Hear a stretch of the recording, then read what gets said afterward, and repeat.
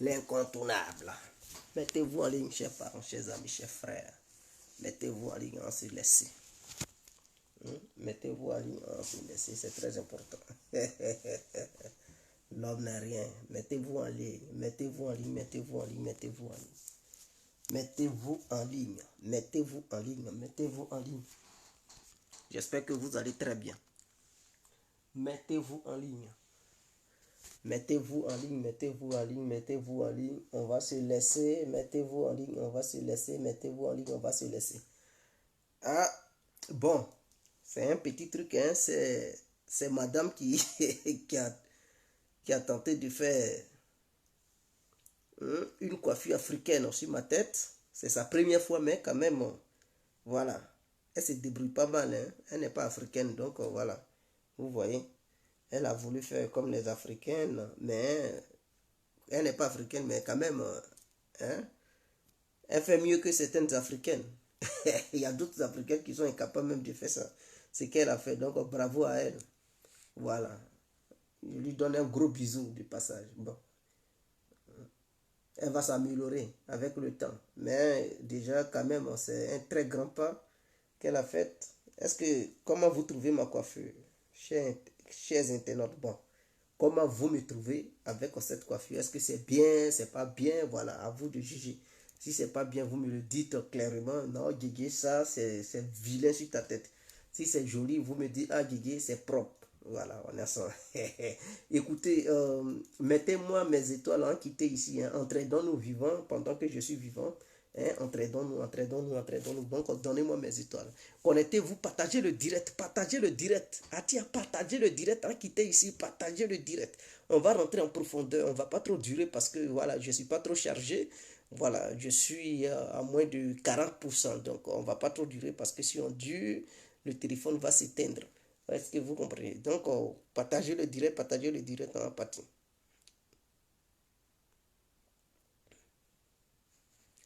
Ah oui, ah oui. Oh, il n'y a pas volume. Ah, Nyeneba. Il dit c'est bien fait. Merci frère. Tagro. Tagro, ça c'est un nom de mon village. Hein? Hein? J'avais un ami, un voisin de classe du nom Tagro. Bon. Il dit, Keita Dimitri dit, je suis devenu comme ici. Ça va aller. Voilà ça.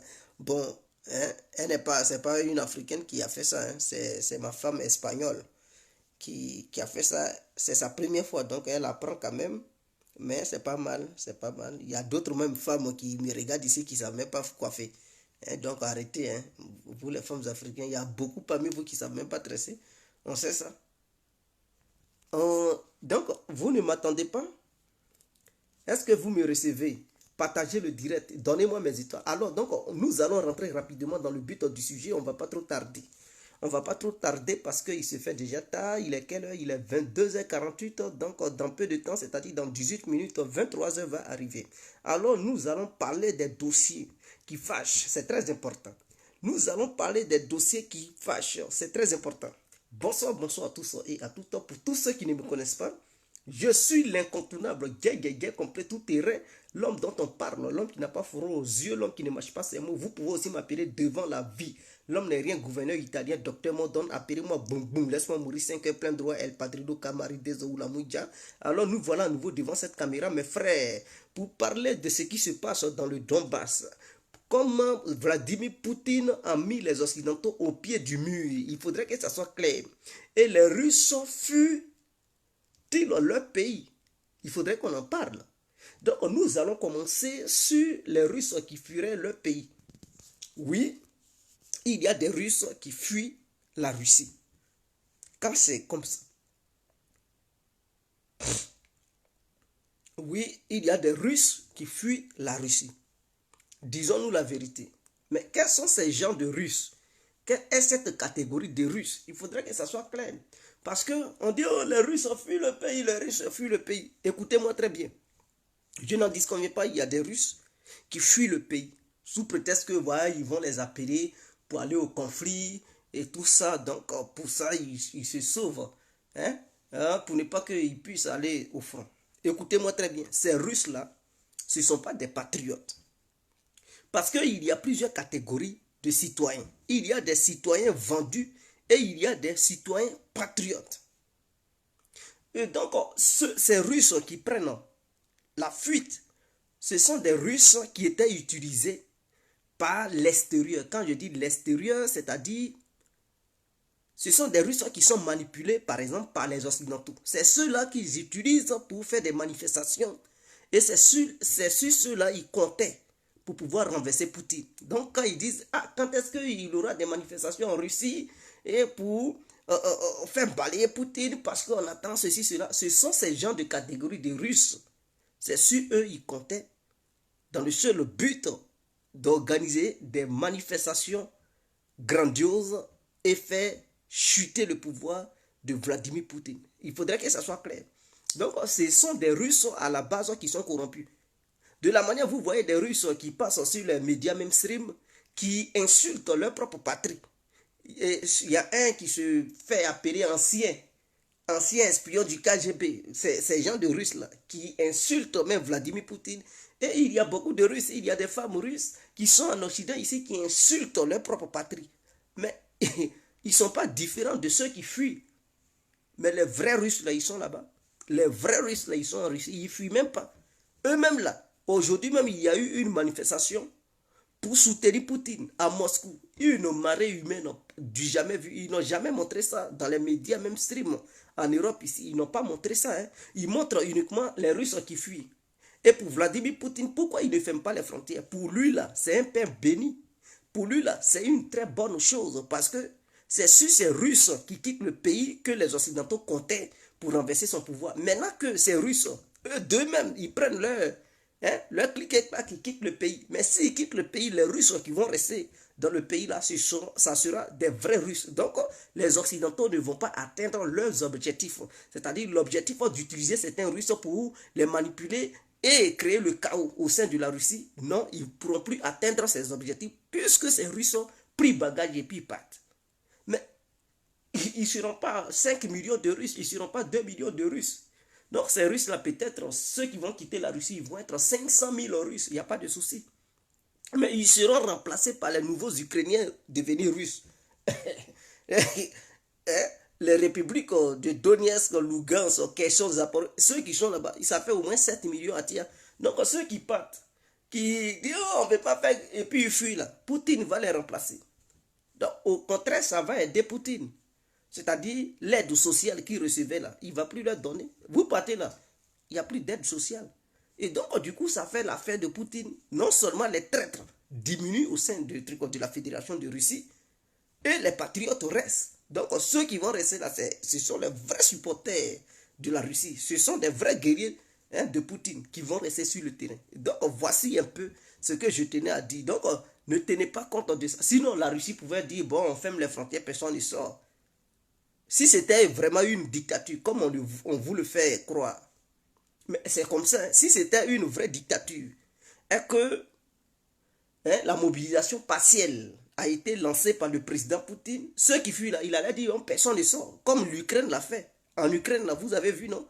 Quand ils ont dit une mobilisation générale, ils ont interdit les hommes de sortir. Aucun homme ne sortait du pays.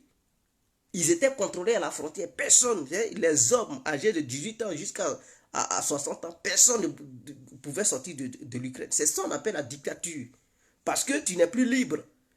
Tu veux partir, on ne te laisse même pas partir. On dit non, non, non, tu as déjà l'âge pour aller combattre, on t'attrape, on t'envoie au front. Mais en Russie, ce n'est pas la dictature. Ceux qui veulent partir, ils partent. Ceux qui ne veulent pas partir, ils mettent dans leurs avions, ils prennent leur voiture personnelle. Donc, c'est ça. Mais imaginons que c'était en Occident. Est-ce que vous pensez qu'ils allaient laisser les citoyens fuir? Non, ils allaient les attraper. Ils allaient dire, les aéroports sont fermés, personne ne doit sortir du pays. Prenez le truc, les armes, allez-y au front. Donc, voici un peu ce qui marque encore que la Russie n'est pas une dictature. Donc, c'est une vraie contradiction. Ce que les gens font croire que la Russie est, la Russie ne l'est pas. Il faudrait que ça soit clair. Parce que si c'était une vraie dictature, personne n'allait sortir du pays. Personne, traite ou pas, personne n'allait sortir du pays. Mais c'est une bonne chose parce que ceux-là, s'ils partaient au front, c'est eux-mêmes qui allaient trahir leurs propres amis.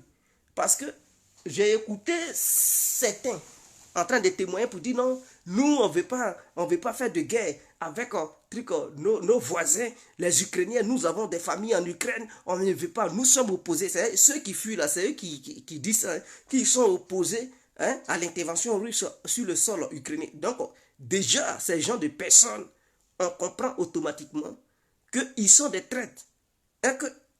Ils sont déjà pro-ukrainiens, ils sont en Russie, ils vivent en Russie, ils se disent russes, ils bénéficient de l'aide sociale russe, mais dans leur tête là, ils sont ukrainiens. Et ces gens de personnes, tu les envoies au front à tir, ils vont vous vendre. C'est-à-dire, vous êtes dans le même secteur, dans le même clan, ils vont donner les données GPS, vos positions aux ennemis.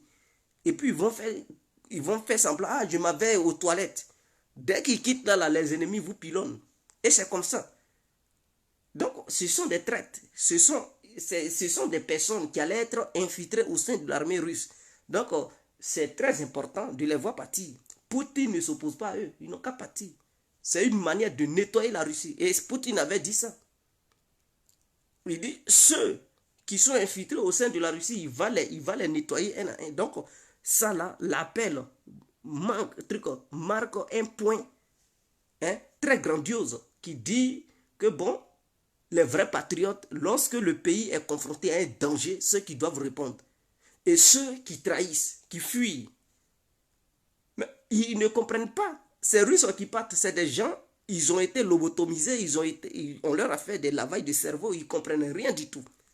Eux, ils pensent que Poutine est en guerre contre l'Ukraine. Ils n'ont pas compris que la Russie est confrontée à une alliance généralisée occidentale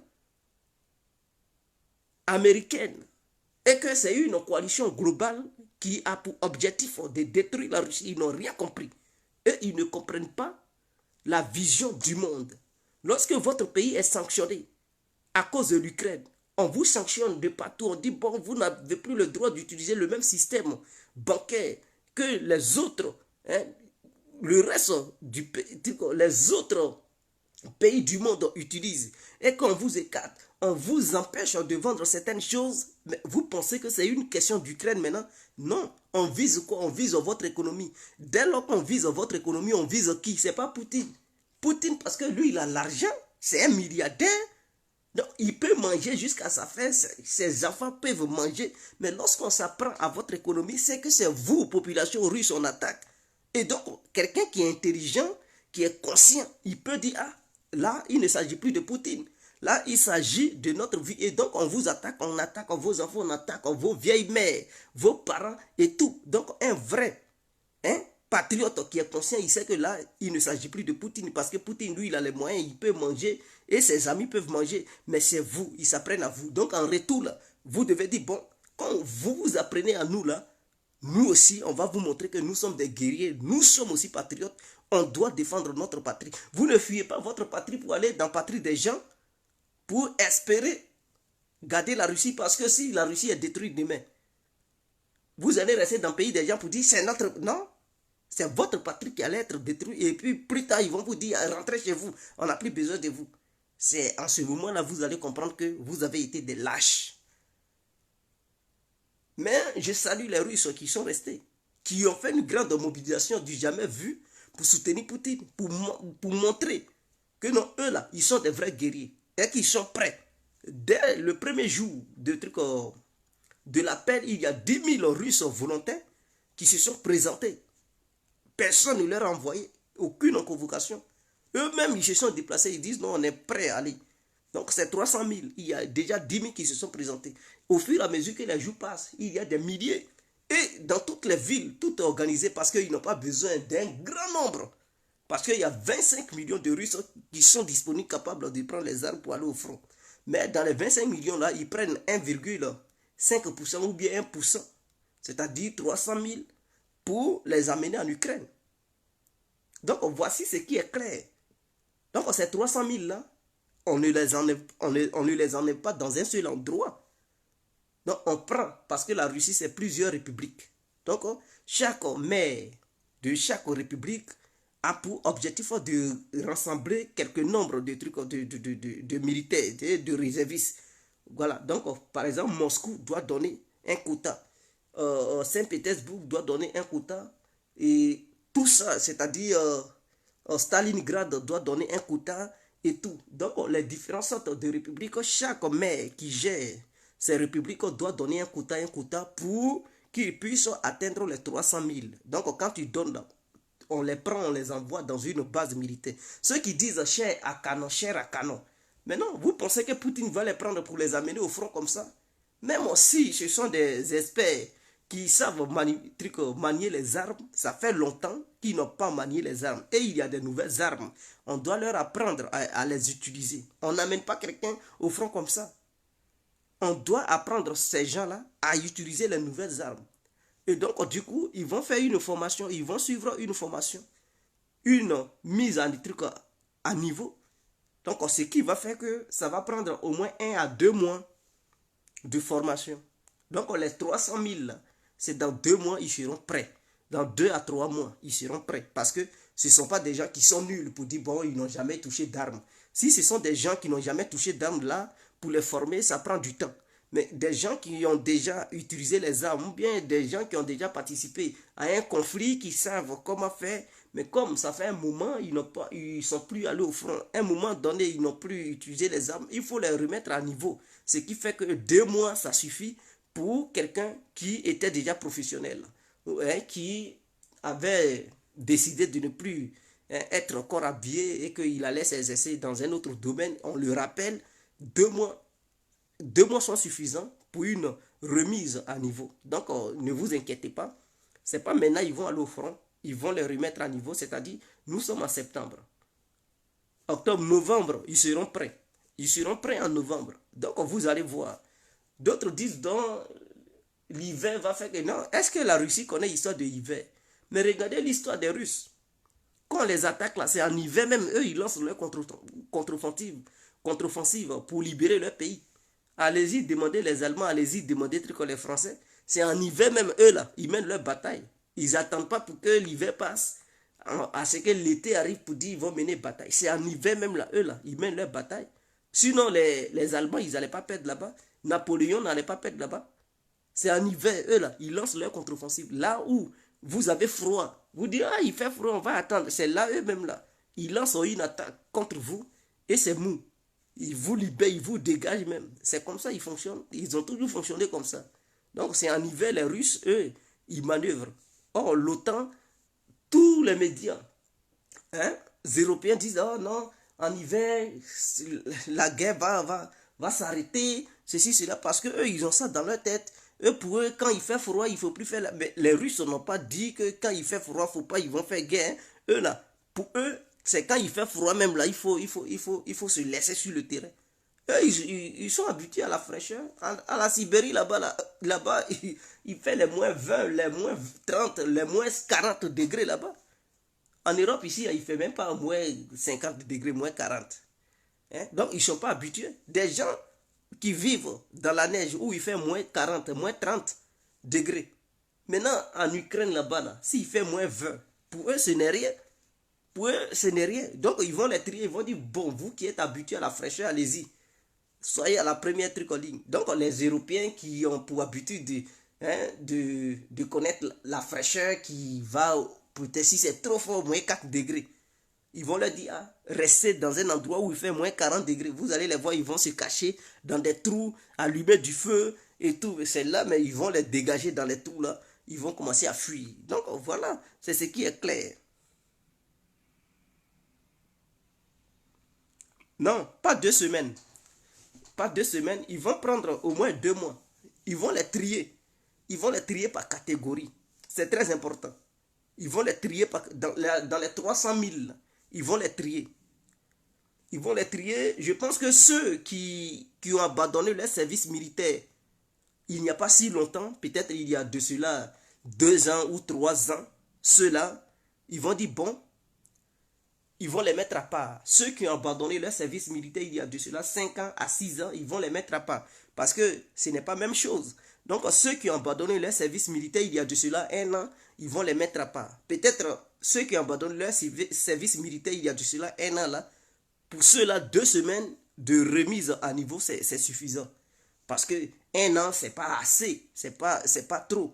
Donc, 2 semaines, on lui apprend les nouvelles tactiques. On lui explique comment ça se passe sur le terrain. Voici comment ils doivent se comporter. 2 semaines, là, c'est acceptable. Pour celui qui a laissé le service militaire, il y a de cela 1 an. En 2 semaines, on peut l'envoyer au front en lui expliquant les nouvelles trucs, stratégies et tout. Maintenant, lui qui a laissé, ceux qui ont laissé le service militaire il y a de cela 2 ans, on va leur accorder au moins 1 mois de formation, de remise à niveau. 1 mois. Ce n'est pas des gens qui ne connaissent pas les armes. Il y a longtemps, ils ont manié les armes, donc ils connaissent.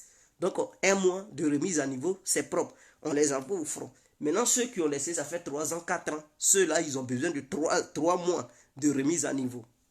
Voilà comment ils vont les partager par catégorie. Et le ministre de la Défense russe a dit, ils vont les classer par catégorie pour voir. Voilà, ceux qui ont déjà la main, ils vont les remettre à niveau le plus tôt possible. Ceux qui ont perdu un peu la main, ils vont prendre un peu de temps. Donc, ce n'est pas des gens, comme les gens le disent, des chairs à canon. Non, non, non, non. C'est des gens, il y a d'autres qui ont participé à la guerre de la Syrie, d'autres à la Tchétchénie, d'autres, ils ont participé à plusieurs opérations ailleurs dans le monde. Donc, ce n'est pas des gens, ils sont allés ramasser comme ça des civils qui ne savent rien. Non, non, non, non, non. Détrompez-vous, ce sont des professionnels. Des professionnels. Donc, faites la part des choses. Et il y a des gens qui disent, ça ne va rien changer. Ça ne va rien changer. Depuis là, la Russie ne peut pas, devant la petite Ukraine. Et que ce n'est pas les 300 000 soldats qui vont changer quelque chose. Et que la situation va rester. Vous savez ce qui se passe sur le terrain ukrainien? La Russie n'a pas assez d'hommes. Est-ce que vous comprenez? La Russie n'a pas assez de militaires sur le terrain en ce moment. Ce qui fait que les Russes tiennent, c'est l'artillerie. Est-ce que vous comprenez? Ils ont peu de militaires sur le terrain, mais l'artillerie fait la différence. L'artillerie empêche les Ukrainiens d'envahir toutes les parties que la Russie contrôle. Est-ce que vous comprenez? Voilà pourquoi à un certain moment donné, les Russes n'ont plus fait de contre-offensive. Ils n'ont plus fait de contre-offensive. Parce que d'autres disent, oh, c'est parce que les soldats russes sont morts beaucoup. Donc, non. Quand tu fais une contre-offensive, quand tu prends une ville, il y a des citoyens qui sont là-bas. Ce n'est pas eux tous qui sont pro-russes. Et donc, les soldats que les Russes avaient, les 170 000 plus les 30 000 soldats des 2 républiques, Donetsk et Lugansk, ça fait 200 000 soldats. Quand ils libèrent une partie, ils doivent laisser des soldats pour maintenir la sécurité. Donc, du coup, ceux qui sont au front là, ils diminuent. Parce que tu ne peux pas libérer une ville et puis tous ceux qui ont libéré la ville, eux tous ils vont au front. Mais qui va surveiller la ville? Et derrière vous, s'il y a des bandits dans la ville ou bien des forces ukrainiennes qui se sont déguisées en civils, qui ont des caches d'armes, ils prennent les armes pour vous attaquer par derrière. Vous faites quoi? Et donc, du coup, à chaque ville libérée, il y a des soldats qui doivent maintenir la paix, la sécurité dans cette ville. Donc, ceux qui doivent lancer les offensives, ils diminuent. Ça fait que pour lancer encore d'autres offensives, ce n'est plus la peine. Il y a des problèmes. Donc, qu'est-ce qu'ils font? Si vous n'êtes plus nombreux, les soldats ne sont plus nombreux, il y a d'autres qui tiennent les lignes de défense, il y a d'autres qui surveillent les villes, parce qu'il y a des gens qui passent le temps à faire des attentats, à faire n'importe quoi. Il faut les surveiller, il faut sécuriser la population. Donc, du coup, vous n'avez plus assez de force pour mener d'autres contre-attaques. C'est de ça que les Russes, ils souffrent, à l'est de l'Ukraine là-bas. C'est-à-dire sur tout le front. Et puis, c'est un vaste terrain de 1000 km. Ce n'est pas, ils n'ont pas dit c'est 200 km, 300 km, non. C'est un front de 1000 km. Vous connaissez 1000 km? C'est loin. C'est-à-dire même tu quittes Abidjan jusqu'à Gagnoa, ça ne vaut même pas encore les 1000 km. Tu dépasses Gagnoa, tu t'en vas. C'est comme si tu quittais Abidjan pour aller au nord, vers Korogo. C'est une ligne comme ça. C'est un front comme ça. C'est trop large. Ah tiens, c'est un front qui est large. Il faut sécuriser tout ce front-là. Donc, c'est ça le problème. Ce n'est pas une question de dire les soldats russes sont morts, donc ils n'ont plus... Non. Parce qu'il y a des gens, quand ils parlent, ils ne comprennent pas. Ils ont libéré, par exemple, Mariupol. Ceux qui ont libéré là, parmi eux, là, d'autres militaires doivent rester. Et d'autres continuent. Donc ça réduit le nombre de militaires qui avaient combattu dans la ville, qui sont capables de mener d'autres offensives. Donc s'ils étaient par exemple 20 000 qui ont combattu dans la ville pour libérer, peut-être dans le combat, il y a 1000 qui sont morts, on suppose. Donc il reste 19 000. Maintenant, une fois la ville est libérée, là, les 19 000 qui restent là, mais eux tous les 19 000 là ne vont pas aller encore au front. Il faudrait que parmi les 19 000 là, d'autres restent dans la ville pour maintenir la sécurité de la ville avec des armes de guerre. Donc, dans les 19 000, ils peuvent dire, bon, 500 militaires n'ont qu'à rester dans la ville. Donc, il va rester 18 500. Si une autre ville est libérée, d'autres vont mourir. Et le reste, ils vont dire, bon, ils vont encore les séparer. Ils vont dire, bon, d'autres n'ont qu'à maintenir la sécurité dans cette ville. Et puis, donc, à un moment donné, ça diminue la force de frappe de ceux qui doivent attaquer. Et c'est de ça que les soldats russes souffrent. Des trucs. Parce que la Russie n'avait pas lancé de mobilisation. Et la Russie n'a pas voulu utiliser ses militaires professionnels. Vous avez vu, il y a des militaires qui faisaient Vostok en 2022. Les manœuvres militaires avec l'Inde, la Chine et tout ça. Mais Poutine ne veut pas utiliser ces militaires-là. Parce que ce sont des professionnels, on ne sait jamais. Si jamais il y a un grand conflit de grande envergure qui se déclarait avec les pays membres de l'OTAN, si toutes tes meilleures forces, tu les mets au front, et puis ils sont fatigués, ils sont épuisés, et puis une vraie guerre se déclenche, tu fais comment? Tu risques de perdre la guerre. Donc, dans la ville, il faut toujours garder les meilleurs. Il ne faut pas les amener au front comme ça. Tu amènes quelques-uns, et ceux qui ne sont pas trop professionnels. Donc les professionnels là, eux, ils vont encadrer ceux qui ne sont pas trop professionnels. Mais la majeure partie de tes forces spéciales, tu les gardes dans ton pays. Eux là, ils vont suivre les hostilités. Et pendant ce temps, ils vont essayer de corriger leur manière qu'ils avaient, c'est-à-dire leur tactique de guerre qu'on leur avait appris en regardant la situation sur le terrain. Ils peuvent modifier et tout. Parce que l'état-major russe suit les événements en direct. Dans son bureau et tout. Il suit tout. Il y a un grand ordinateur. Tout apparaît. Toutes les opérations qui sont menées. Donc, c'est pas comme ça on fait. Voilà pourquoi la Poutine ne touche pas ses vraies forces. Au cas où il y a une grande guerre de grande envergure, mais s'il met tous les pilotes russes en Ukraine et que beaucoup sont morts, mais s'il y a une vraie guerre là, qui va piloter les avions? Qui va piloter les avions? S'il met les meilleurs sous-mariniers, les meilleurs marins qui savent piloter les sous-marins, les navires, s'il dit bon, allez-y au front, et puis ils quittent dans leur navire pour prendre les armes pour aller au front et qui meurt, qui va piloter les sous-marins? Qui va... Oh, s'il y a une vraie guerre, il faudrait que les sous-marins rentrent en action. Donc les meilleurs, les meilleurs trucs au capitaine, il faut les garder. Il ne faut pas les livrer au front. Il faut les mettre au chaud. Est-ce que vous comprenez? Donc, c'est tout ça là. Maintenant, les missiles balistiques, les missiles stratégiques, ceux qui doivent piloter ces missiles, ceux qui doivent, au cas où il y a une guerre nucléaire, mais quels sont les soldats qui maîtrisent ça, qui doivent lancer ces missiles? Mais les professionnels dans ce domaine, on ne les envoie pas au front. On les laisse dans leur coin. On dit, tiens, si c'est nous là, c'est vous qui êtes chargés. Ceux-là, on ne les envoie pas au front. On les garde. Ils sont préservés, ils sont réservés. Et puis ils regardent, ils étudient. Ils ont les cartes en main.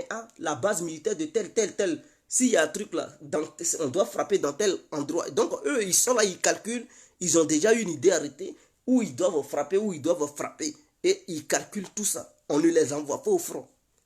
Voilà pourquoi Poutine a vu qu'il n'y avait pas assez de personnel. Parce que 200 000 personnes au front, ils sont divisés, ils ont occupé plusieurs villes. Donc ces villes-là, il faut les sécuriser et tout. Donc ceux qui sont au front, ils sont moins nombreux. Et c'est l'artillerie qui a fait la différence, qui a fait que les Russes ont tenu pendant un certain nombre de temps. Maintenant, les Occidentaux, eux, ils ne cessent de former des soldats ukrainiens. Ils les envoient aux États-Unis, en Europe. Ils prennent des milliers de trucs d'Ukrainiens, ils les forment. Ils leur donnent des armes modernes, des armes lourdes, et ils les renvoient sur le terrain. Eux-mêmes, ils donnent aussi leurs propres soldats. C'est-à-dire des mercenaires sortent de partout. Et donc, les Ukrainiens, on peut les appeler ainsi, soutenus par les Occidentaux. Ils sont maintenant nombreux. Ce n'est plus une question de... Non, eux-mêmes, ils ont avoué que non, ils sont 1 million de soldats. Qu'ils ont pu rassembler 1 million de personnes. Vous comprenez? Mais c'est 1 million là. Vous pensez qu'ils sont seulement Ukrainiens? Ils ne sont pas seulement Ukrainiens. Il y a des étrangers qui les soutiennent avec des armes lourdes, aidés par les Occidentaux, c'est-à-dire en matière de renseignement. Parce que les Ukrainiens n'ont pas cette capacité. Donc les Occidentaux utilisent au moins 70 satellites militaires et 200 satellites civils. Tout ça, ça fait 270 satellites braqués sur l'Ukraine pour permettre à l'Ukraine d'avoir des renseignements. Et donc eux, quand ils ont les images, ils transfèrent ça à l'état-major ukrainien. Et dans l'état-major ukrainien, ce ne sont pas les Ukrainiens qui sont, ce sont les généraux de l'OTAN qui sont là-bas, à Kiev, qui dirigent les opérations sur le terrain. Donc vous comprenez que ce n'est plus une question d'Ukraine, ça a dépassé le niveau ukrainien. Ukraine, là, c'est comme une marionnette. Vous pensez que c'est ce que Zelensky dit? Ce qu'il dit là, c'est lui-même qui dit ça. Quand Zelensky dit, je veux ça, sanctionner la Russie dans tel domaine, et puis les Occidentaux, et tous ils suivent, et puis ils sanctionnent. Vous pensez que c'est lui? Non. Zelensky est devenu le porte-parole de Washington, c'est tout. Ou de trucs de Londres. Tout ce que les anglophones veulent, ils demandent à Zelensky de dire ça. Parce qu'eux-mêmes, ils ne vont pas dire ça directement. S'ils disent ça à un moment donné, certains citoyens européens vont dire, oh, mais l'Amérique, pourquoi? Donc, ils passent par Zelensky pour annoncer certaines choses. Et comme en Europe ici, tu ne peux pas contredire, tu ne peux pas aller contre Zelensky. Quand ils disent, ah, ils sont en guerre, ils vont te bannir même sur les différents médias. Donc, du coup, tout le monde va dans le même sens. Une vision unique, et tout. Tu dois soutenir Zelensky. Tu critiques net, Atia, tu ne vas plus passer sur une chaîne de télé. Ils vont te bannir. Ils vont te critiquer. Ils vont te dire que tu es pro-russe.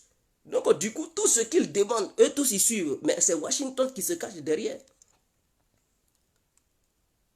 C'est Washington qui se cache. Donc, Zelensky n'est pas indépendant. Ce n'est pas quelqu'un qui peut prendre des décisions propres à lui.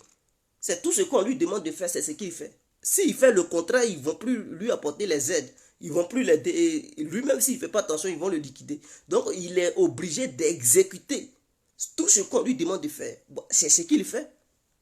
Donc, il n'est pas libre. Vous pensez que c'est les armes utilisées en Ukraine? Ce n'est plus des armes soviétiques. Ce ne sont pas des armes russes. Ce sont des armes occidentales. C'est ça qui fait que l'Ukraine tient. Avec les mercenaires, l'aide de l'OTAN et tout ça. Sinon, sans ceux-là, il y a longtemps, l'Ukraine n'existait plus. Zelensky, il y a longtemps, son pouvoir est tombé. Vous pensez que pour faire guerre, là, il faut avoir des armes. Il faut avoir des munitions. Vous pensez que les Ukrainiens eux-mêmes, ils pouvaient produire toutes ces munitions-là qu'ils utilisent pour être au front? Ils ne pouvaient pas. Même les pays européens, eux-mêmes, ils se plaignent pour dire qu'ils n'ont plus de réserve en munitions. Parce que leurs munitions, ils ont tout envoyé en Ukraine. Donc, vous comprenez déjà, l'Ukraine même n'a pas la capacité de produire un tel nombre de trucs d'armes, un tel nombre de trucs de munitions pour tenir dans la durée. Il faudrait que ça soit clair. Eux-mêmes, ils n'ont pas d'économie. Leur économie est truc. Pour même payer leurs fonctionnaires, ce sont les Européens qui les financent. C'est-à-dire l'Amérique, l'Europe, qui les aident à pouvoir payer leurs militaires, leurs fonctionnaires. Donc, tout ce qui se passe, c'est-à-dire, même pour payer salaire, ce n'est plus les Ukrainiens eux-mêmes. C'est l'Europe qui les aide en armes, en renseignement, en nombre, en nombre et tout. Tout cela, ce sont les Européens qui les aident. Donc, quand c'est comme ça, ce n'est plus une guerre entre l'Ukraine et la Russie. Et Poutine a constaté qu'il manquait de personnel au niveau de l'armée russe sur le territoire ukrainien.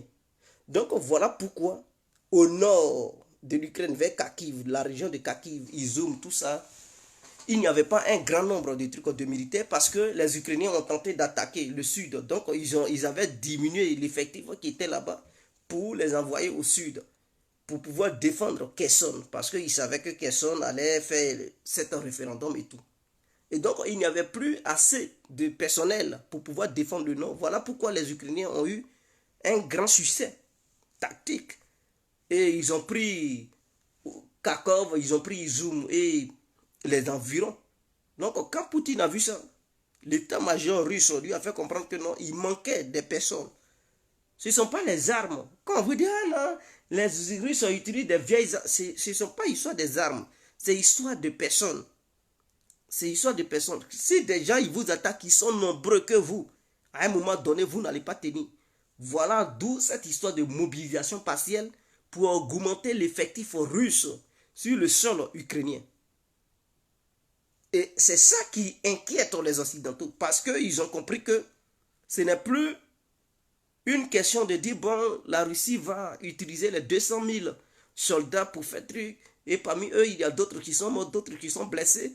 Pour rester là, les Ukrainiens vont gagner du terrain soutenu par l'OTAN, pour dire après, oh, Poutine a perdu. Mais ils voient qu'il augmente le nombre. Et donc, si le nombre a augmenté, ce n'est plus une histoire de défense, mais il y aura une attaque. Non, la Russie sera maintenant dans l'obligation de mener des contre-attaques. Et c'est de ça que les Occidentaux ont peur. Emmanuel Macron qui criait, à un moment, il dit non, il veut que l'Ukraine et la Russie s'asseyent pour discuter. Donc, le langage change. Les Américains ont dit non, eux, ils ne sont pas prêts à rentrer en guerre avec la Russie. Ils n'ont pas dit qu'ils vont faire une guerre avec la Russie. Et donc, ils appellent le monde entier à mettre la pression sur la Russie pour calmer Poutine, pour arrêter Poutine. Parce qu'il est dans un truc, comment on appelle ça, surenchère, et qu'il est prêt à déclarer une guerre totale. Donc, ils demandent au monde entier de mettre pression sur lui. Donc, vous comprenez qu'ils comprennent que ce que Poutine a dit, c'est une vérité, et que le monsieur, il ne plaisante pas, il monte en degrade. Avec cet appel de mobilisation de 300 000 militaires, il voit que non, il est capable de déclarer une guerre totale à l'Ukraine. Et donc, du coup, voilà pourquoi les voix commencent à monter et tout. D'autres disent, bon, allons-y, on va aider les Ukrainiens. D'autres sont prudents. D'autres disent, oh, mais ça ne va rien changer et tout. Et écoutez-moi très bien, ça va changer quelque chose. Ce que vous ne savez pas, c'est que Poutine ne peut pas user d'une force très violente envers l'Ukraine parce que certains Russes sont contre. Certains Russes protestent contre Poutine pour dire, oh, l'Ukraine, c'est un pays frère, ceci, cela, et ils sont réticents. Maintenant, le fait de faire le référendum qu'il y a eu aujourd'hui en Ukraine, ce référendum va permettre à la Russie de convaincre, c'est-à-dire le président russe de convaincre certains Russes qui n'étaient pas pour l'opération spéciale sur le sol ukrainien. Donc, ce référendum, une fois validé, parce qu'ils vont faire ça sur 3 jours. Ils ont fait ça aujourd'hui. Non, 4 jours, je pense. Parce que ce sont des endroits qui sont instables.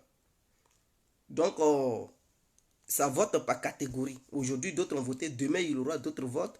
Après-demain et le lundi. Et suite à ça, il y aura les résultats. Peut-être le mardi, les résultats vont sortir. Après la sortie de ces résultats, les 4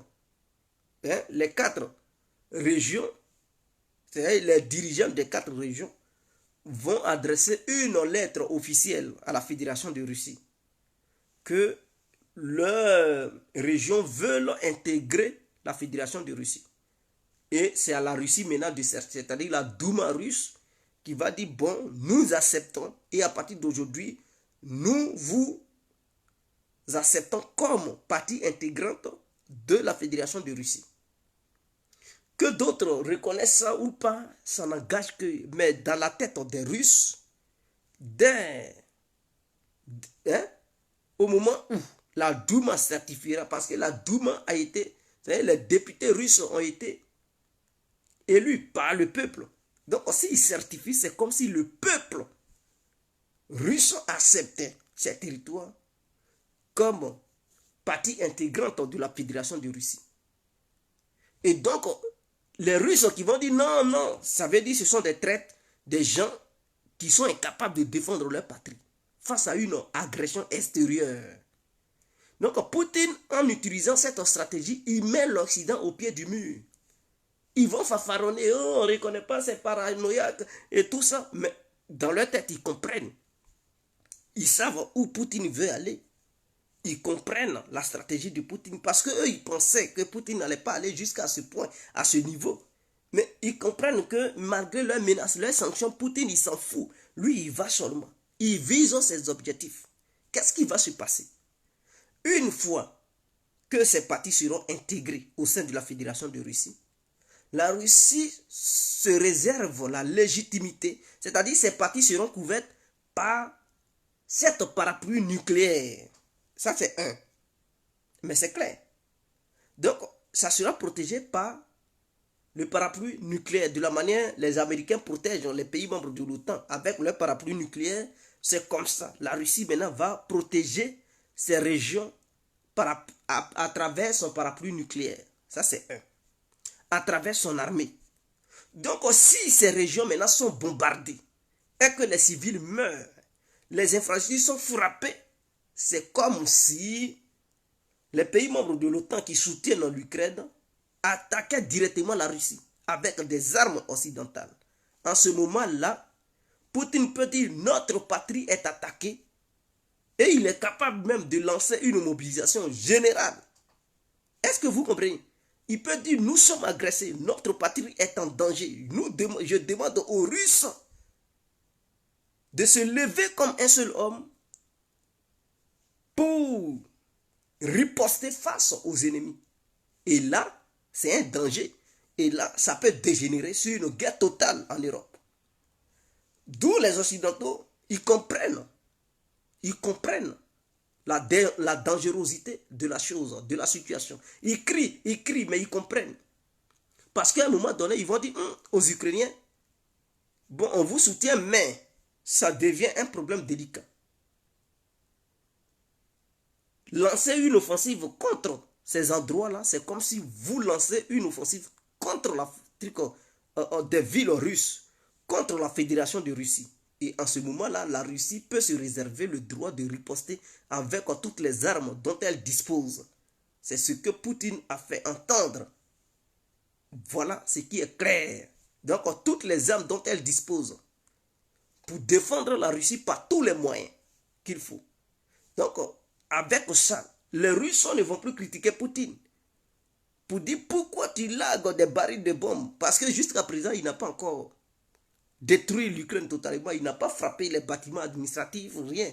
Il n'a rien fait. Mais suite à cela, si ces partis sont attaqués, vous allez voir, la résidence même de Zelensky sera bombardée. Partout sera attaqué. Et ils vont comprendre que ça monte d'un cran. Et que le niveau de la violence s'élève. Et que la Russie passe à une autre vitesse supérieure. Donc, soit les Occidentaux décident de faire comprendre à Zelensky, soit tu négocies, ou soit on sera obligé de t'aider dans ça, mais ça va nous orienter vers une guerre totale. Donc, ils vont réfléchir 2 fois avant de faire quoi que ce soit. Voici le problème, la situation. Maintenant, le problème encore, c'est qu'une fois que c'est reconnu, il y a la République de Donetsk qui n'est pas encore contrôlée totalement, Zaporizhzhia qui n'est pas encore contrôlée totalement par la Russie. Donc Poutine va considérer comme les autres régions, c'est-à-dire les régions qui n'ont pas encore été contrôlées totalement par la Russie, mais qui ont fait ces référendums pour intégrer la Fédération de Russie. La Russie va demander aux forces ukrainiennes de quitter ces régions.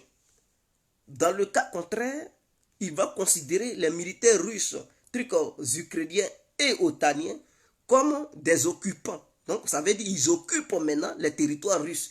Donc la Russie a le plein droit de riposter avec toute la force dont elle dispose. Parce qu'il y a des agresseurs qui ont attaqué son pays, qui occupent une partie de son pays. Et donc la Russie doit libérer cette partie de son pays. Voici le danger encore.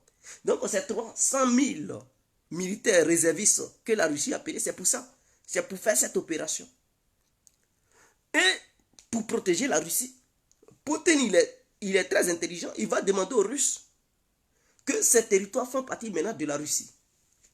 Bon, si on s'arrête là, ces territoires vont être menacés toujours par les forces ukrainiennes soutenues par les Occidentaux. Leurs missiles risquent de frapper ces territoires. Donc, il faut repousser les forces ukrainiennes à un endroit où leurs missiles ne vont plus toucher les territoires, hein, des trucs de Donetsk, Lugansk, Kherson et Zaporizhzhia. Ce qui va encore pousser les Russes à prendre, à s'accaparer de d'autres villes. Ils vont dire, bon, il faut éloigner la ligne de front à une distance pour ne plus que ces régions soient menacées parce que ce sont des régions russes. Il faut les protéger. Est-ce que vous comprenez? Poutine va dire qu'il faut les protéger parce que si on laisse les Ukrainiens ici, l'État russe sera menacé par les hommes, des armes occidentales et tout. Donc, il faut les repousser. Donc, ce qui va faire que ça va.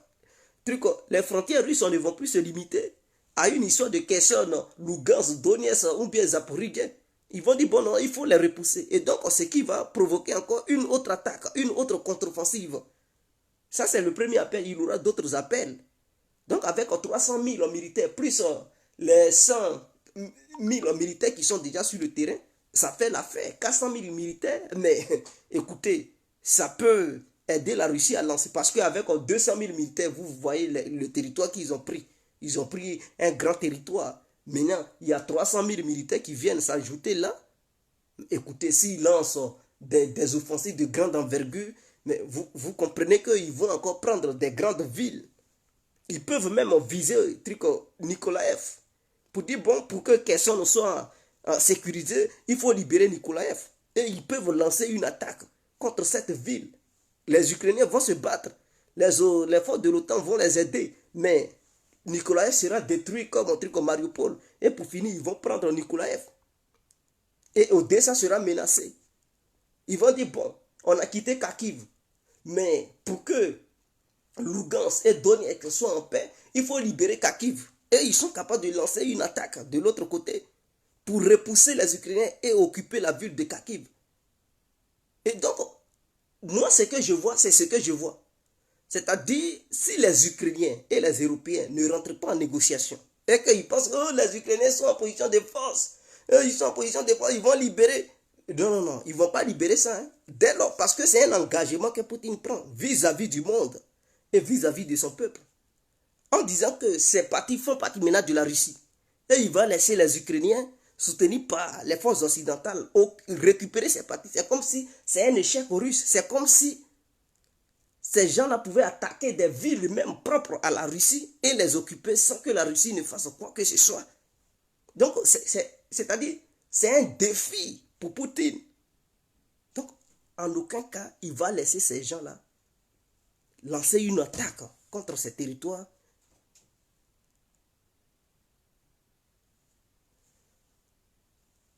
Lancer une attaque contre ces territoires et les laisser faire. Non. Est-ce que vous comprenez? Donc, si le président ukrainien, il est intelligent, s'il est sage là, c'est le moment de mieux si elle était pour dire négocions. Parce que s'il ne négocie pas, je dis bien s'il ne négocie pas, et qu'il pense qu'il est en position de défense parce qu'il a pris quelques terrains là-bas, mais il rigole. Hein. D'ici un mois, 2 mois, vous allez voir. Les contre-attaques russes vont commencer.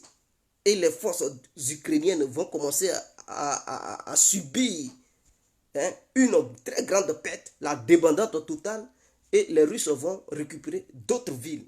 Et ces d'autres villes-là, s'ils ne font pas encore attention, les habitants de là-bas vont dire, ah, nous on veut faire partie de la Russie. Et ils vont encore organiser des référendums. Est-ce que vous comprenez, Poutine? Ils vont encore organiser des référendums dans ces villes-là. Et il va dire, bon, ça fait partie de la Russie. Mais si on laisse la frontière comme ça, la Russie va être menacée. Donc on va repousser les Ukrainiens. Et donc petit à petit, il va grignoter l'Ukraine. Il va grignoter l'Ukraine. Et d'ici, les Ukrainiens vont se lever un bon matin. Ils voient que leur pays est coupé en deux. Donc l'intelligence dit qu'il faut négocier avant qu'il ne soit trop tard. Parce que si les Ukrainiens ne négocient pas, d'ici, ils vont dire milieu de 2023, peut-être Odessa n'existe plus. Odessa va devenir une partie intégrante de la Russie. Et toute la mer Noire, la Russie va confisquer ça dans les mains des Ukrainiens. Ils ont déjà pris mer d'Azov, mer Noire là, qui appartient, cette partie qui appartient à l'Ukraine, ils risquent de perdre ça encore. Et ils ne vont plus avoir de débouchés sur la mer. Donc, il ne faut pas laisser les émotions, les Occidentaux vous pousser. Parce qu'ils vous ont poussé. Poutine va perdre. Voilà, référendum qui se passe devant vos yeux. Si les accords de Minsk étaient respectés, ces référendums n'allaient pas avoir lieu. C'est-à-dire les deux petites républiques, Lugansk et Donetsk, ces petites parties-là, si l'Ukraine avait dit, bon, on s'arrête là, mais on demande à la Russie de ne plus réclamer le reste des deux régions occupées par l'armée ukrainienne. En retour, on les laisse là, cette partie où ils occupent, on les laisse tranquilles, on ne va pas les agacer, ils sont indépendants, ils peuvent faire tout ce qu'ils veulent, mais ils font partie de l'Ukraine. C'est tout. Mais ils n'ont pas voulu, on va les libérer. Dans l'histoire de libérer, là, voilà, vous avez perdu beaucoup de territoires. D'autres régions qui se sont ajoutées encore. Si vous êtes têtu pour dire, oh, les Occidentaux encore vous poussent, oh, vous allez reprendre ça, vous allez battre Poutine militairement, vous allez reprendre, dans ça encore, vous allez perdre encore d'autres régions. Donc, j'ai l'impression que les dirigeants ukrainiens, ils ne comprennent pas. C'est parce que Zelensky, sa vie même n'est pas encore menacée, qu'il crie. Sinon, si les Russes décident de le menacer réellement, frapper les infrastructures là où il dort partout, vous allez le voir, il va courir, il va quitter le pays. Et certains Russes qui l'ont encouragé, ils vont dire, mais c'est un traître, il nous a abandonné, notre pays est occupé, et puis c'est fini. C'est fini, votre pays est fini comme ça.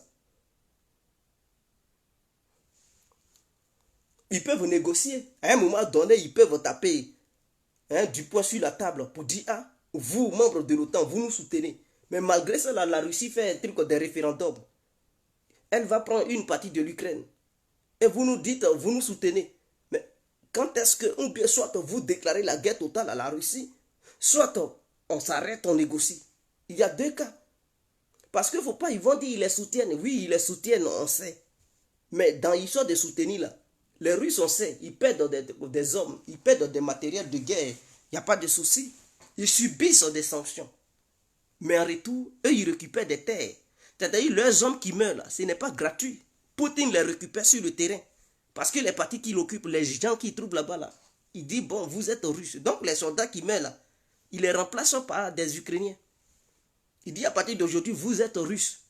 Donc, en réalité, Poutine, en matière d'hommes, il perd, mais il gagne. Parce que les partis qui contrôlent, c'est 7 millions. Or, dans cette histoire-là, la Russie n'a pas encore perdu 7 millions de soldats. Donc, elle a perdu peut-être des soldats, mais en retour, elle a gagné 7 millions de citoyens russes. C'est énorme. Ah oui, mais c'est énorme. C'est-à-dire, parmi eux, il y a des enfants, il y a des vieux pères, il y a des... Voilà, c'est énorme. Donc, elle perd des citoyens qui combattent. En retour, elle gagne beaucoup de citoyens. 7 millions. Mais pour accoucher, pour avoir enfant, 7 millions d'enfants, mais c'est une politique sociale qu'il faut mettre sur pied pour encourager les femmes d'accoucher beaucoup d'enfants pour pouvoir atteindre 7 millions. Mais c'est-à-dire, ça fait même pas encore un an, Poutine a déjà pu rassembler au moins 7 millions d'individus qui sont devenus russes. Vous imaginez? Mais si ça continue encore, il va encore prendre d'autres Ukrainiens, il va dire, mais ça va atteindre 10 millions. À la lueur où vont les choses, il peut s'accaparer totalement de 15 millions de citoyens. Non seulement il prend les terres ukrainiennes, mais en dehors de ça, il prend encore les citoyens ukrainiens. Zelensky, il ne voit pas que là où il va, là, c'est une fausse route. Il ne voit pas qu'il perd. Dans tout ça, là, les médias occidentaux vont crier, oh Poutine, mais Poutine, lui, il gagne. Il gagne, parce que dans tous les cas, ils ne sont pas perdants. Non seulement il a grandi la Russie, vous allez beau critiquer, oh, des biens matériels, ils gagnent des terres. Et ces terres-là sont riches. Les dépenses militaires qu'il a fait pour conquérir ces terres-là. Mais les ressources de ces terres-là, il va prendre ça pour remplacer ça. Combien? Et en dehors de ça, il trouve des humains là-bas, il les prend encore, il dit ça c'est pour moi. C'est-à-dire le blé. S'il y a pétrole là-bas, il y a charbon, il y a quoi? Des usines qui sont là-bas. Les êtres humains qui sont là-bas. Si je prends là, c'est pour moi. Ça appartient à la Russie. Et puis lui, il prend. Zelensky, lui, il gagne quoi? L'argent. Mais les Ukrainiens, dans leur ensemble, eux, ils gagnent quoi? Ils gagnent rien du tout. Ils gagnent rien. C'est eux qui perdent. Ils vont vivre. C'est-à-dire, si cette guerre finit, les Occidentaux sont capables de les abandonner. Hein. Quand l'Ukraine va dire, oh, donnez l'argent, on va faire. Ils vont dire, non, vous n'êtes plus en guerre, démerdez-vous. On n'a plus rien à foutre de vous. C'est là ils vont comprendre. Ils vont vivre l'enfer. Ils vont se mêler de leur politique. Ils vont décider de ce qu'ils doivent faire. Et même, il se peut que les Occidentaux occupent des postes stratégiques dans leur pays. Ils vont piller le pays. Et les Ukrainiens, ils ne vont rien gagner. Et c'est là ils vont comprendre que non, ils ont fait une erreur capitale. Ils vont pleurer. Et on veut faire amitié à la Russie trop tard.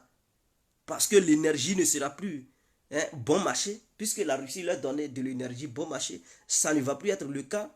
Maintenant, toutes ces dettes qu'ils ont prises pour faire la guerre à la Russie, ils vont rembourser ça comme un tia.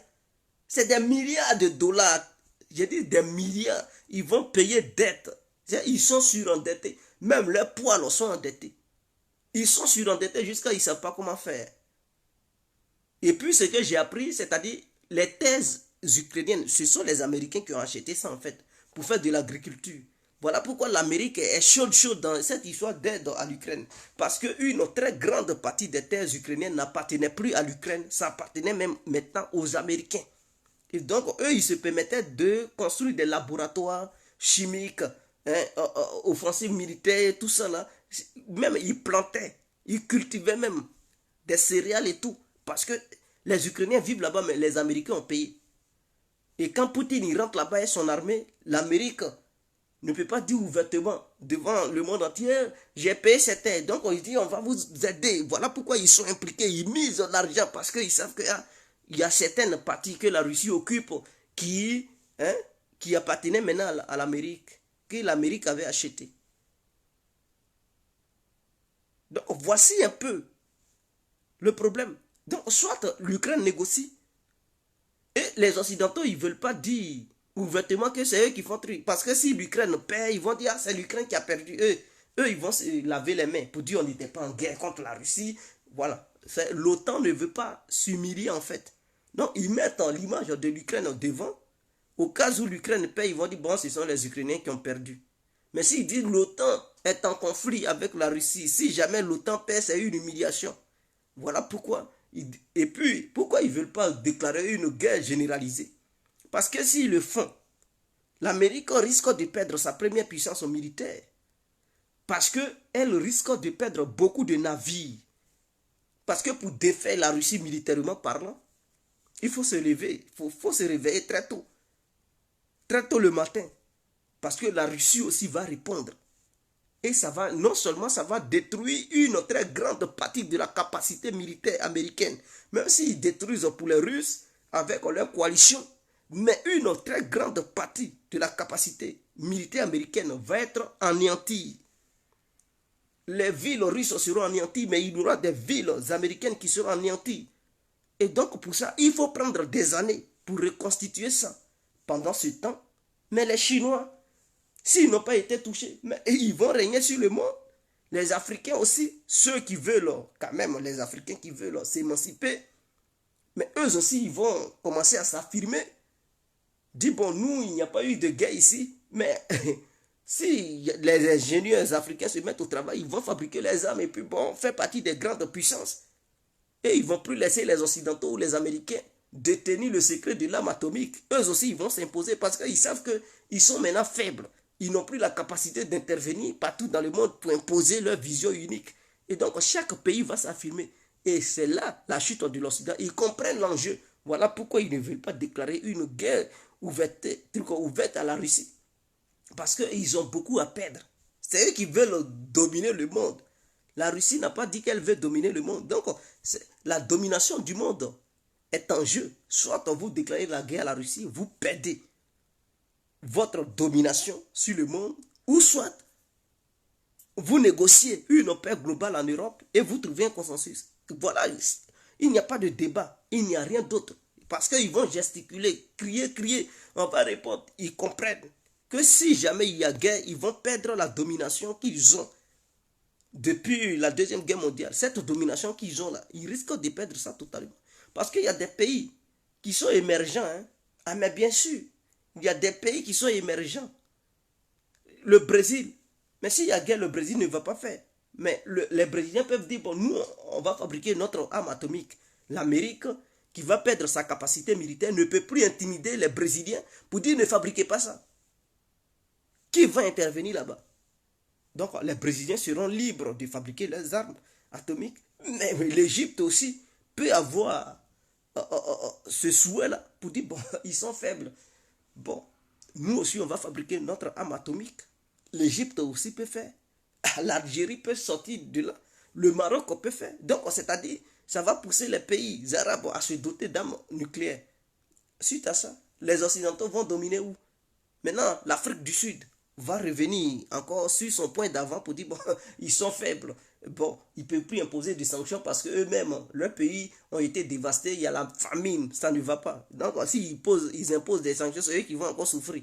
Donc, nous, Sud-Africains, on va profiter pour faire encore notre bombe atomique. Ils vont faire. Donc, ça veut dire qu'il y aura des bombes atomiques sur le continent africain. L'Iran va profiter pour dire, c'est chaud, moi je vais encore faire pour moi. La Corée du Nord va commencer à s'affirmer. La Chine, le Japon va profiter pour faire pour lui. Et donc, du coup, l'Occident perd. D'ici, l'Occident va aussi fabriquer. Tout le monde est doté d'armes nucléaires. Ils vont exiger à qui de démanteler ces armes nucléaires. Ils seront plus forts que les autres parce que ça sera des forces équitables à travers le monde. Et ils voient ces calculs. Ça les fait peur. Voilà pourquoi, depuis là, ils n'attaquent pas la Russie. Sinon, il y a longtemps, ils allaient passer à l'attaque.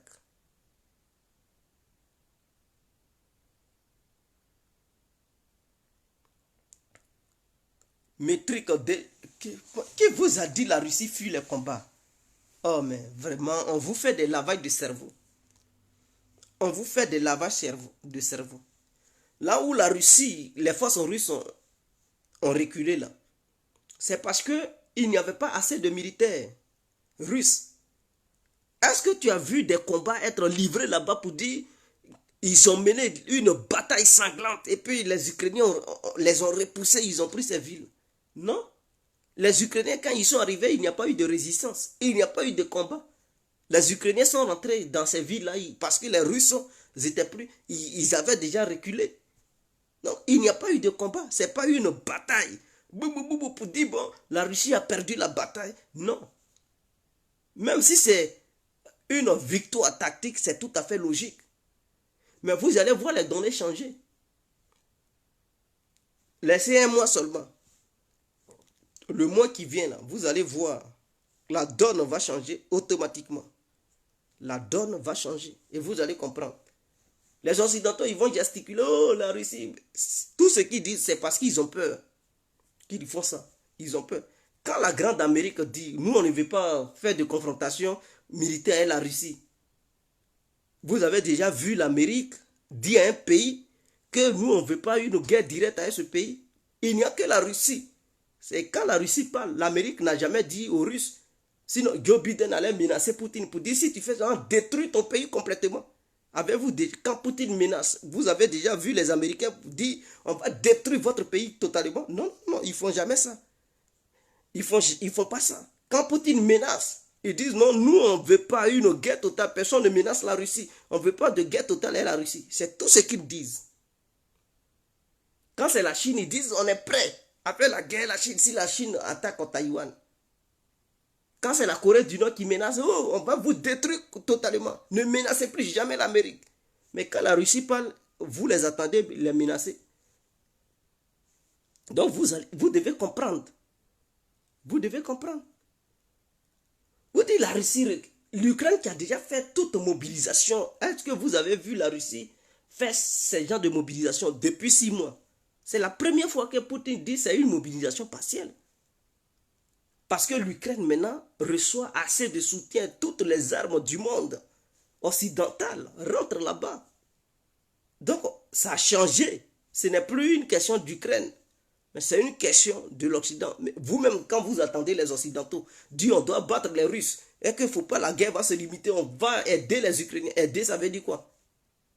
Ça veut dire que tu donnes les moyens, tout moyen dont la personne a besoin. Donc ça veut dire que la personne n'est plus elle-même, c'est toi qui es dans la personne. Donc on ne peut plus dire que c'est la personne qui a gagné. Parce que si tu ne soutiens pas la personne ne peut pas tenir. C'est parce que la personne a ton soutien, voilà pourquoi elle fait le malin. C'est tout. Voilà pourquoi elle tient.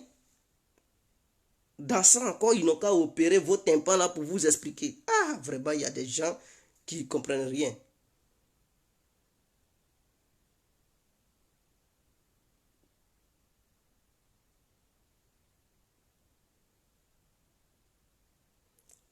Non, Poutine n'a jamais dit qu'ils n'ont qu'à éliminer Zelensky. S'il donnait l'ordre. Parce que les médias occidentaux ont dit non, la Russie a envoyé des commandos pour éliminer Zelensky, mais la CIA l'a protégé, c'est du n'importe quoi. Est-ce que Zelensky ne va pas sur le front pour saluer ses militaires? Vous, on vous a dit les Russes ne le voient pas. Pour l'éliminer, est-ce qu'ils ont besoin d'envoyer commando? Un seul missile suffit. J'ai dit un seul missile hypersonique. Pour ne même pas que les trucs, comment ce sont les sirènes, non? Quand les radars détectent, les sirènes qui crient pour ne pas qu'ils se mettent à l'abri. Avec un missile hypersonique, il n'y a pas histoire de sirène, ça ne voit rien du tout. D'ici, il voit ces lumières, trucs rouges, ils voient, douille, c'est fini. Ils allaient l'éliminer vite fait. Ils savent où il dort, son palais, où il dort et tout ça. Ils allaient l'éliminer. Mais ils ne le font pas. Ils ne l'ont même pas encore attaqué. Il fait des vidéos, il crie. Est-ce que quand les gens s'en vont là-bas pour le rencontrer, ils savent où il est. Ils ont des renseignements, ils savent. Mais ils n'ont jamais attaqué un bâtiment administratif ukrainien. Ce n'est pas parce qu'ils n'ont pas les moyens. Est-ce que tout le temps il n'y a pas de frappes sur l'Ukraine? Mais c'est parce que pour eux, il n'est pas encore temps de passer à cette vitesse. Mais vous allez voir. Après la nation, après les référendums, une fois que c'est reconnu et qu'il y a attaque là, vous allez voir, ils vont s'apprendre à Zelensky vite fait. Il va quitter dans son bunker, courir, aller à Washington pour se cacher aux États-Unis là-bas. Vous allez voir. Même le ministre de la Défense ukrainien, il est capable de fuir l'Ukraine pour aller se cacher dans un pays européen, en Pologne, pour faire la grande gueule là-bas. Vous allez voir, eux tous, ils vont commencer à fuir un à un l'Ukraine.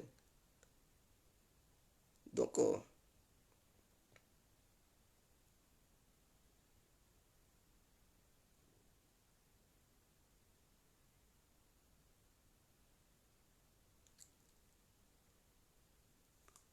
on ne peut pas brouiller les satellites. Par contre, on peut abattre les satellites.